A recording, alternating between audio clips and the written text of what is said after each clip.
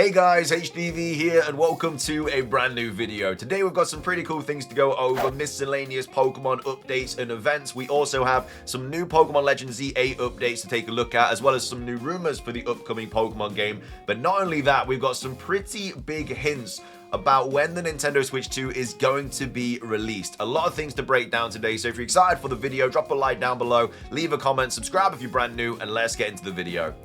So, starting things off, let's just quickly go over the miscellaneous Pokemon updates. The first one is for Pokemon Sleep. We have Cerebi here tweeting out saying, Cerebi update, Pokemon Sleep has fully detailed the coming Cresselia vs Darkrai event, which adds Cresselia into the game. It runs from the 31st of March 2025 to the 14th of April 2025. So I believe this was revealed during the Pokemon Day Presents, but now we have an actual release date, and of course it also adds Cresselia into the game as well. So there's that, and then we also have this to quickly go over as well. I know a lot of you guys are massive fans of these sort of like Pokemon shorts and stuff. We have another one to watch. We have a Cerebi update here. So Cerebi update, the latest episode of the Mon Poke short animation series is now available. So you can go and watch this if you'd like to. Really cool little animated shorts. Massive fan of these sort of little kind of Pokemon videos. But anyway, that's the miscellaneous stuff that I wanted to go over. Coming up next, we have some pretty big Nintendo Switch 2 release date hints coming from the most unlikely source, but it is a pretty big hint. So we've got the Switch 2 stock account here tweeting out saying new Switch 2 game info. So Ruffy and the Riverside is announced for Nintendo Switches for June the 26th, 2025. However, though, it then goes on to say definitely the Switch 2 is releasing before June 26th.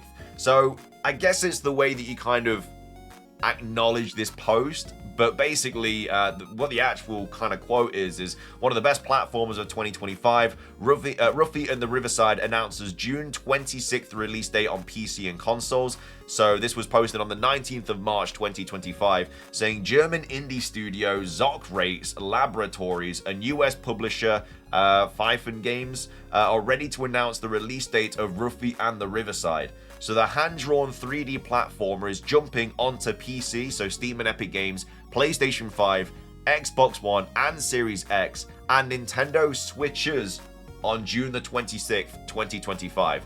So they're saying that this game is going to be available on Nintendo Switches on June the 26th. So one way you could see this is obviously it could be Nintendo Switch and then Nintendo Switch OLED, Nintendo Switch whatever, or you could look at it as the fact that it's saying Nintendo Switches as in like Nintendo Switch 1 and Nintendo Switch 2, because usually when they refer to like Switches, you know, they are talking about the Switch 2 as well. They would just say the Nintendo Switch if you were talking about the Switch 1 or the Switch OLED. They would all just kind of be grouped into the Nintendo Switch. So the fact that it says Switches could be a major kind of leak, well, I guess, or a hint towards the console being out by the 26th of June, because we also have this to go over as well. So this was posted on the 10th of March, another post by the Switch 2 stock account saying new Nintendo Switch 2 leaks. So from someone who works at a toy store, and the language is in Dutch, but basically the accessories June 30th release date from third-party vendor Trust International BV, and then Big Ben Interactive Belgium December the 31st seems more like a placeholder. But then we have people kind of like replying saying looks like both are placeholders, that the June one could indicate a release before the end of June. So we've got this sort of third-party developer saying that the console is going to be out before the end of June, and then we have this developer here saying that this game is going to be available on Nintendo Switch systems on the 26th of June, which is obviously before the end of June. So it's just adding more sort of, I guess, fuel to the fire that this console is going to be out by the end of June, which also kind of correlates with the sort of hands-on experience. Like all of those are going to be finished by the start of June.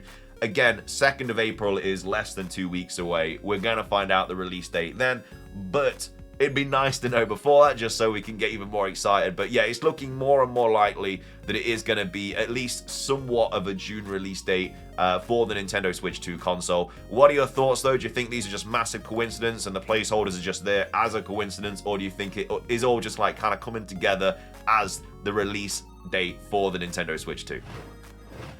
The next thing that I wanted to go over is a new update for Pokemon Legends ZA. It's more of a background update than an actual gameplay update, but it is an update nonetheless for the upcoming Pokemon game.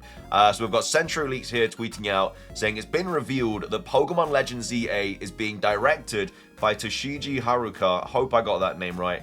He joined Game Freak in 2013 after departing Level 5. He's a graphic designer who led the overworld 3D visuals for Pokemon Legends Arceus and Pokemon Scarlet and Pokemon Violet. This is the first time he gets to direct a main series Pokemon game. So a lot of, I guess, background about this is that he's got quite a bit of credibility in the kind of Pokemon scene. I mean, Pokemon Legends Arceus, one of the best looking Pokemon games we've ever had. Pokemon Scarlet and Violet, a kind of hit and miss. I mean, the Steel types looked incredible in that game. Some of the visuals weren't like incredible, but at the same time, Pokemon Legends ZA looks a lot better than Pokemon Scarlet and Violet, and that's because he's the kind of lead director as this main series Pokemon game. So that's obviously really, really cool. We have a little bit more of an update about this from Soul Silver Art, saying surprised it's not Awo again, but that means that Awo could have been too focused on the new battle system, or is working on or even directing Pokemon Generation 10. Either way, I'm so happy for Toshigi. I'm not sure how to pronounce the name, and I don't want to butcher it really, really badly. We've been moot since Little Town Hero, and as many accounts have said, he deserves it. I may have some niche criticisms of ZA, which is not all on him either, but that doesn't reflect how much I respect him as a person, and ZA will be great in a lot of ways. I'm sure he has plenty of criticisms over my post too, but hey, who knows, maybe some fan suggestions made it into Pokemon Legends ZA. So there's a little bit more of an update as well. So yeah, Haruka Toshigi is the director of Pokemon Legends ZA. He has previously worked as an art director on Little Town Hero alongside other smaller roles within the Pokemon game. So that's the kind of mini update there about Pokemon Legends ZA. And then finishing things off today, we have a pretty big rumor to go over about Pokemon Legends ZA. It was posted on the 19th of March. It's titled PLZA, Not Another Leak. Again, posted on 4chan, so as always, take it with a massive grain of salt. But either way, let's take a look at what we might be seeing in the upcoming Pokemon game. So, they say the game is in the future of few years from X and Y, due to various characters being older versions of themselves. So, I mean, we know the game's set in the future regardless, but it's saying a few years in the future from X and Y, which... Again, I mean, a few years is what, like 3 or 4? Again, a lot of people are thinking it's going to be 10 years in the future, myself included. It says an older Emma is in charge of the Looker. But, I mean, yeah, look, we'd like to think that Emma's going to be in the game. We know that Looker's sort of, yeah, Baru is in the game because we've seen it in the trailer. But you don't know who's going to be in charge of that, whether it's going to be Emma or Looker or what. Alongside an older Kalem if you choose a male avatar, or Serena if you choose a female avatar. Kalem looks the same, but with longer hair and the right side colored gray. I don't think he'd have gray hair like a few years later. A few years later, it'd be like 13, 14, unless he's obviously dyed it gray. But Tierno, Trevor, and Shauna can be found in the game, and they are older. They look like they are middle age. Again, if it's a few years after X and Y, they are not going to be middle-aged. They're children in the events of X and Y. Quasartico is what remains of the old Team Flare. Past characters from the team are present and older. The main character works for Quasartico, similar to Pokemon Legends Arceus. But I mean, if that's what remains of Team Flare, like Team Flare was the evil team, so they're not going to have remains of the evil team. It's just going to be a brand new company. So far, I disagree with like every single line that we're reading. Jet is the younger sister of Malva. She is an ace with flying type Pokemon and is the villain, but not the big bad. She forces Pokemon into containment zones not because she wants to create a better Lumiose City, but because she wants to use their energy to Mega Evolve Alpha Zygarde. Alpha Zygarde is a variation of Zygarde irradiated with Quasar energy. Alpha Zygarde is sending out sparks of energy at night, Mega Evolving Pokemon and making them mad. There's a new gym system, but there's no gym system, but there is a zone captain system that makes you go through the next level of containment zones. So yeah, you'd obviously have to beat one sort of like mini boss, and then you can go to the next area and so on and so on. Unlike Pokemon Legends Arceus, when you reach a certain Quasar level, you get a promotion match with one of the captains. This is basically a mission to go through the story. That sounds like quite a cool idea. And then it says, riding Pokemon return but have different effects than Pokemon Legends Arceus. For example, Dark Flying divergent evolution of the regional variant of Zubat, being Dark Flying, called Antigrabat, for gliding only. In the first trailer was deleted in the animation.